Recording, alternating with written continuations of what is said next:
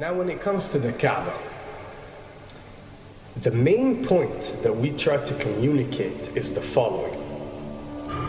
In Islam or in the Quran, God teaches that if all mankind and if all the jinn combine to sin and move away from God, then God doesn't lose one atom's worth of his kingdom. And if mankind and jinn combined to dedicate every second of their life to prayer and to worship of the one God, then God's kingdom doesn't gain one atom's worth as well. What does this philosophy teach you? It teaches you that God is not in need of you, or your practices, or your worships, or your prayers. You are in need of these practices and these worships. You are in need of God and not the other way around. If you can understand that philosophy, then you can appreciate prayers and what they are meant to do, which is basically enlighten you. So when dealing, for example, with the Kaaba, Muslims are required to go and perform Hajj one time in their life, and it's one of the 5 pillars of Islam. Growing up, most Muslims accept this, and most of them do it without questioning, and this is the essence of belief, and this is great. But at the same time, this doesn't mean that if you question or research, you're going to come back with negative or bad answers. The opposite is actually true. So when we started researching into the esoteric agendas and we started researching the elite, we found out how much certain type of practices and rituals can affect your lives. So when we went and placed this on Islam, we developed an even deeper respect for this religion and a far deeper respect for God and the creator of us. So when you go to the Kaaba and you circle around it 7 times, the essence of this worship is not that you are worshipping a stone, or that you are worshipping a house, or that you are worshipping a Kaaba. The Kaaba is merely the focal point or the centerpiece that all Muslims have to unite and focus their energy and prayers towards in a practice that is actually worshipping God.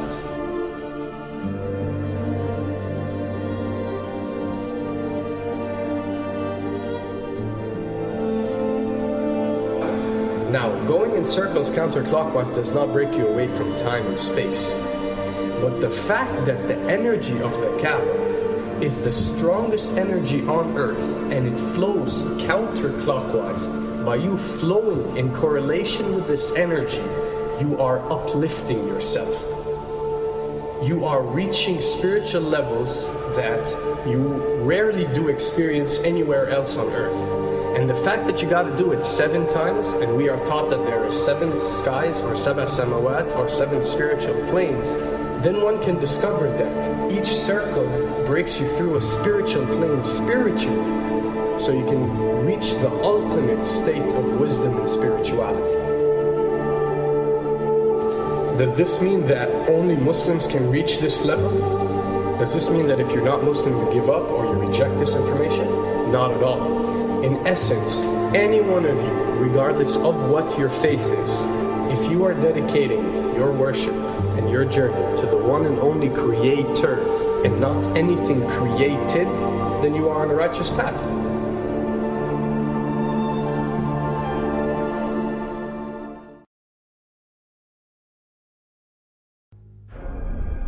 To begin with, the significance of 911. What you have to understand, and what we are trying to explain, is that when dealing with extra dimensions, or when dealing with beings from extra dimensions like jinn, for example, or when dealing with the Illuminati, or the elite, or people that follow a certain type of esoteric agendas, although me and you communicate through words and letters, they have chosen a different type of language. And this is a cross-boundary type of language. This is a language that goes across the boundaries, understood by all. And this is the language of numbers and shapes. And this is why whenever you do research about these groups, you'll find out that they practice something called sacred numerology and sacred geometry.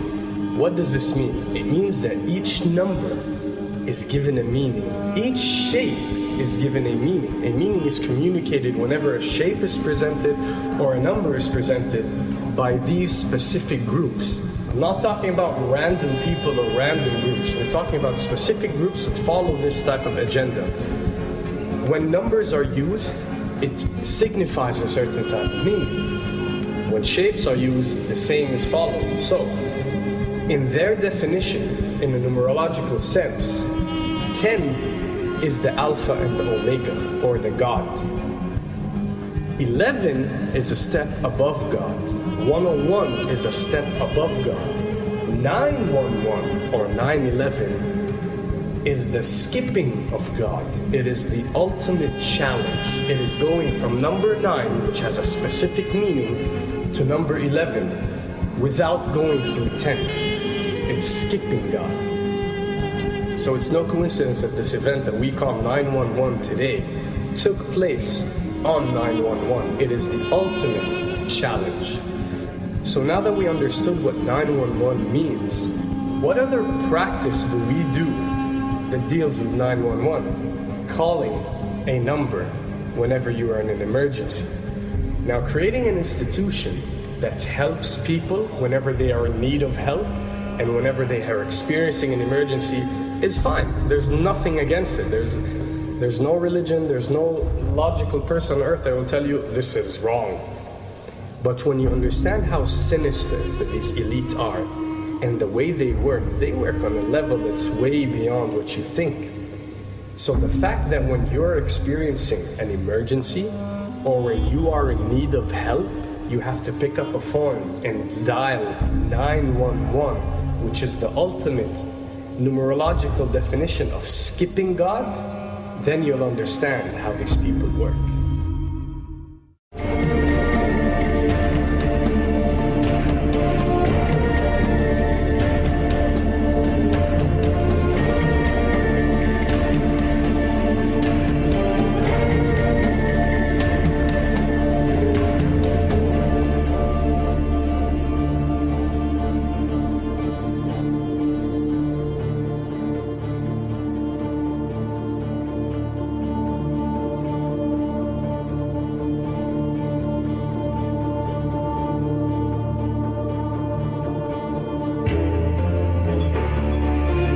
And when dealing with rituals, you recognize that everything adds up.